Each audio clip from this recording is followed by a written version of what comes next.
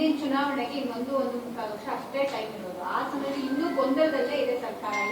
ಈಗ day ಒನ್ನಿಂದಲೂ CM ಆಗಬೇಕು ಸಿದ್ದರಾಮಯ್ಯ ಅವರು ಅಂತಾಗಿಂದನೂ ಗೊಂದಲನೇ ಶುರುವಾಗಿತ್ತು. ಈ ಕ್ಷಣದವರೆಗೂ ಗೊಂದಲ ಇದೆ. ಮುಂದಿನ ಚುನಾವಣೆ ಇವಾಗೇನು ಗೊಂದಲ ಇಲ್ಲ, ಈಗೇನು ಗೊಂದಲ ಇದೆ? ಅವ್ರದ್ದು ಎಫೆಕ್ಟ್ ಆಗ್ತಿದೆಯಲ್ಲ ಸರ್? ಗೊಂದಲ ಅಂತ ಆಗ್ತಾರೆ. ಮನೆ ಕೇಂದ್ರ ಸರ್ಕಾರದಾಗ ಆಗಿಲ್ಲ, ಅವ್ರದ್ದು ಆಯ್ತಲ್ಲ ಗೊಂದಲ. ಎಲ್ಲ ರಾಜಕೀಯ ಪಕ್ಷದಲ್ಲಿ ಇದೆಲ್ಲ ಸ್ವಾಭಾವಿಕ. ರಾಜೀನಾಮೆ ಕೊಡೋದು ಮತ್ತೆ ತಗೊಳ್ಳೋದು. ಹಿಂದೆ ನಮ್ಮ ಜಾರ್ಜ್ ಇದ್ದಾಗ ರಾಜೀನಾಮೆ ಕೊಟ್ಟರು, ಮತ್ತೆ ಅವರು ಎನ್ಕ್ವೈರಿ ಐತಿ ಮತ್ತೆ ಬಂದರು. ಇನ್ನೊಬ್ರು ಯಾರೋ ರಾಜೀನಾಮೆ ಕೊಟ್ಟರು, ಮತ್ತೆ ವಾಪಸ್ ಬಂದರು. ಇದೆಲ್ಲ ಒಂದು ಸಿಸ್ಟಮ್ನಲ್ಲಿ ಇವೆಲ್ಲ ಸ್ವಾಭಾವಿಕ. ರಾಜಣ್ಣವ್ರು ಬದಲಾಗಿ ಎಷ್ಟು ಕಮಿಟಿ ಅವ್ರು ತೊಗೊಳಲ್ಲ. ನಮ್ಮ ಡಿಮಾಂಡ್ ಅಷ್ಟೇ ಐತ್ರಲ್ಲ, ಅವ್ರು ತೊಗೊಳೋದೆಲ್ಲ ಕಮಿಟಿ ಅವ್ರು ಕೊಟ್ಟರೆ ಕಮಿಟಿ ಅವ್ರು 3 ಮಂದಿ ಕೊಟ್ಟಿದ್ದಾರೆ ಅಷ್ಟೇ.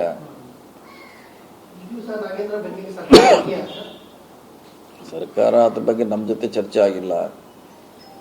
ಮುಖ್ಯಮಂತ್ರಿಗಳು ಅಧ್ಯಕ್ಷ ಇದ್ದಾರೆ, ಅದ್ರ ಬಗ್ಗೆ ಹೇಳ್ತಾರೆ, ಅವ್ರು ಹೇಳಬೇಕೀಗ.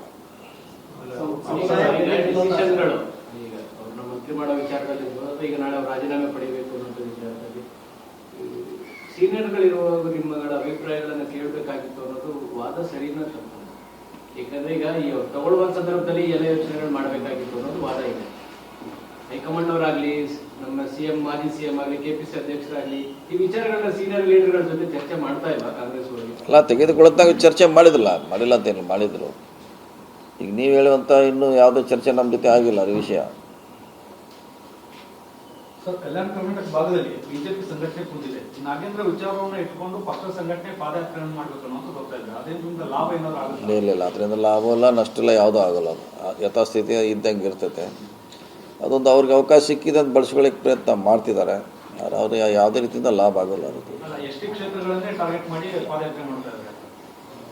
ಈಗ ಅದಂತೆ ಪ್ರಶ್ನೆ ಇಲ್ಲ. ಆ ದುಡ್ಡಂತೆ ಇದೆ, ಎಲ್ಲೂ ಹೋಗಿಲ್ಲ ರೀ, ನಷ್ಟಂತೆ ಆಗಿಲ್ಲ. ಸೊ ಅರ್ಧಕ್ಕಿಂತ ಹೆಚ್ಚು ಈಗಾಗಲೇ ವಾಪಸ್ ಬಂದಿದೆ ಸರ್ಕಾರಕ್ಕೆ, ಇನ್ನೂ ಬರ್ತಾ ಇದೆ. ವಾಪಸ್ ತಗೊಳ್ತಂತ ಹಿಂದಿನ ಸಿದ್ದರಾಮಯ್ಯ ಅವ್ರ ಸರ್ಕಾರದಾಗ ಸಿದ್ದರಾಮಯ್ಯ ಅವ್ರು ಹೇಳಿದರು. ಈಗ ಕೂಡ ಹೇಳ್ತಾರೆ ಅದು ವಾಪಸ್ ಬರ್ತಿದ್ದ, ನಮ್ಮ ದುಡ್ಡು ಎಲ್ಲೂ ಹೋಗಿಲ್ಲ.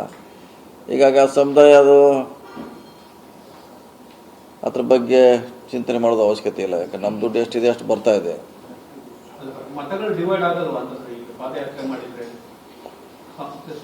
ಅದಾದ್ರೆ ಆಗ್ಬೋದು, ಹೇಳಲಿಕ್ಕಾಗೋಲ್ಲ. ಆದರೂ ಕೂಡ ಅದನ್ನು ನಾವು ಬೇರೆ ರೀತಿಯಿಂದ ಮತ್ತೆ ಅದನ್ನು ಪಡೀಲಿಕ್ಕೆ ಪ್ರಯತ್ನ ಮಾಡಬೇಕು.